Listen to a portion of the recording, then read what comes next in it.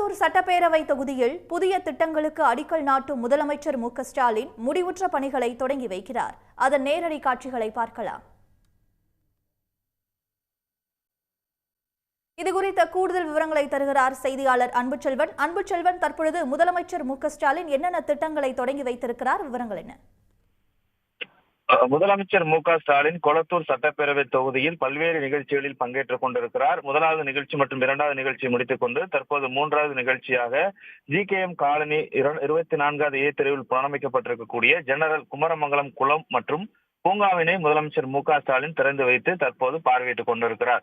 குறிப்பாக கொளத்தூர் தொகுதியில் நெருக்கலான பகுதியாக இருந்தாலும் அங்கங்கு இருக்கக்கூடிய குளங்கள் அனைத்தையுமே தூர்வாரி அதனை மேம்படுத்தக்கூடியதற்கான பணிகள் என்பது தொடர்ந்து மேற்கொள்ளப்பட்டுக் கொண்டிருக்கிறது. சுற்றிலுமாக குடியிருப்புகள் இருந்தாலும் பூங்காக்கள் புனரமைக்கப்படாமல் இருந்ததன் காரணமாக அங்கிருக்கக்கூடிய பூங்கா மட்டுமில்லாமல் குளம் போன்றவற்றை புனரமைத்ததன் காரணமாக நிலத்தடி நீர் மட்டம் என்பது அதிக அளவில் உயர்வதற்கான வாய்ப்பாக இருக்கும் என்ற அடிப்படையில் தான் தொடர்ந்து கொளத்தூர் தொகுதியில் இருக்கக்கூடிய பல்வேறு குளங்கள் புனரமைக்கப்பட்டுக் கொண்டிருக்கிறது. அதன் அடிப்படையில் ஜிகேஎம் காலனி 24வது தெருவில் புனரமைக்கப்பட்டிருக்கக்கூடிய ஜெனரல் குமரமங்கலம் குளம் மற்றும் பூங்காவினை முதலமைச்சர் மு.க.ஸ்டாலின் திறந்து வைத்து இப்பகுதியில் இருக்கக்கூடிய சூழல் குறித்தெல்லாம் காணொலி காட்சியின் மூலமாக பார்த்துக் கொண்டிருக்கிறார். இதற்கு முன்பாக இந்து சமயம் மற்றும் அறநிலையத்துறை சார்பில் ராஜாஜி நகர் 8வது தெருவில் முதியோர் இல்லம் கட்டுவதற்கான அடிக்கல் நாட்டு பணிகளையும் முதலமைச்சர் மு.க.ஸ்டாலின் தொடங்கி வைத்தார். அதைத் தொடர்ந்து ஜிகேஎம் காலனி ஜம்புலிங்கம் பிரதான சாலையில் அமைந்திருக்கக்கூடிய விளையாட்டு மைதானத்தில் அனிதா அச்சீவர்ஸ் அகாடமியில் பயின்ற மாணவ மாணவிகளுக்கு 350 நபர்களுக்கு தையல் இயந்திரமும் அதே போன்று 131 நபர்களுக்கு லேப்டாப் மற்றும் கொளத்தூர் சட்டமன்ற உறுப்பினர் அலுவலக வளாகத்தில் அமைந்திருக்கக்கூடிய கண் மருத்துவமனையில் சிகிச்சை பெற்ற 100 நபர்களுக்கு இலவச கண்ணாடி வழங்கக்கூடிய நிகழ்ச்சியும் நடைபெற்றது. இந்த நிகழ்ச்சிகள் முடிந்ததற்கு பின்பாக தற்போது மூன்றாவது நிகழ்ச்சியாக இந்த புனரமைக்கப்பட்ட குளத்தை திறந்து வைத்து பார்வையிட்டுக் கொண்டிருக்கிறார். குறிப்பாக இந்த அனிதா அச்சீவர்ஸை பொறுத்தவரை தொழில் முனைவராக பெண்களை உருவாக்க வேண்டும் என்ற அடிப்படையில் இந்த அகாடமி என்பது உருவாக்கப்பட்டு தொடர்ந்து பல்வேறு பயிற்சிகள் வழங்கப்பட்டுக் கொண்டிருக்கின்றன. அதுவும் இலவச பயிற்சிகளாக வழங்கப்பட்டுக் கொண்டிருப்பதால் தொழில் முனைவர்களாக பெண்கள் மாற்றப்பட்டுக் கொண்டிருக்கிறார்கள். அவர்கள் அப்படியாக பயிற்சி பெற்றவர்களுக்கு தான் இலவசமாக தையல் இயந்திரம் அதே போன்று லேப்டாப் உள்ளிட்டவற்றையும் வழங்கிவிட்டு முதலமைச்சர் மு.க.ஸ்டாலின் தற்போது மூன்றாவது நிகழ்வில் பங்கேற்றுக் கொண்டிருக்கிறார்.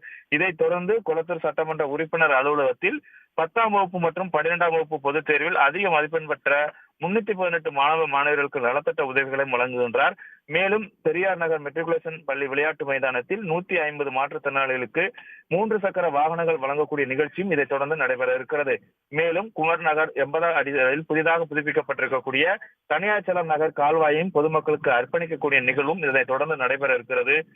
முக்கியமாக ஒவ்வொரு நிகழ்வும் அங்கங்கு சென்று முதலமைச்சர் சொல்லக்கூடிய வழிநெடுகளும் பொதுமக்கள் உற்சாகமான வரவேற்பை அளித்துக் கொண்டிருக்கிறார்கள். அதே போன்று பொதுமக்களுடைய கருத்துக்களையும் கேட்டு கோரிக்கைகளையும் கேட்டவாறு கலந்துரையாடி கொண்டும் முதலமைச்சர் மு.க.ஸ்டாலின் சென்று கொண்டிருக்கிறார். வழிநெடுகளும் கூட பொதுமக்களும் மாணவர்களும் திட்டத்தால் பயனடைந்தவர்கள் கூட உற்சாகமான வரவேற்பு கொடுப்பதோடு தங்களது கோரிக்கைகளையும் முன்வைக்கிறார்கள். அந்த கோரிக்கைகளில் அனைத்தையும் கேட்டதற்கு பின்பாக அதை கவனத்தில் எடுத்துக்கொண்டு விரைவாக செயல்படுத்துவதற்கான நடவடிக்கை மேற்கொள்ளப்படும் என தெரிவித்தது தொடர்ந்து அடுத்தடுத்த நிகழ்வுகளுக்கு சென்று கொண்டிருக்கிறார். தற்போது மூன்றாவது நிகழ்வாக நடைபெறக்கூடிய ஜிகேஎம் காலனி நிகழ்வில் பங்கேற்று பார்த்துக் கொண்டிருக்கிறார். விவரங்களுக்கு நன்றி அன்புச்செல்வன். உடனுக்குடன் செய்திகளை தெரிந்து கொள்ள சன் நியூஸ் பெல் ஐகானை கிளிக் பண்ணுங்க.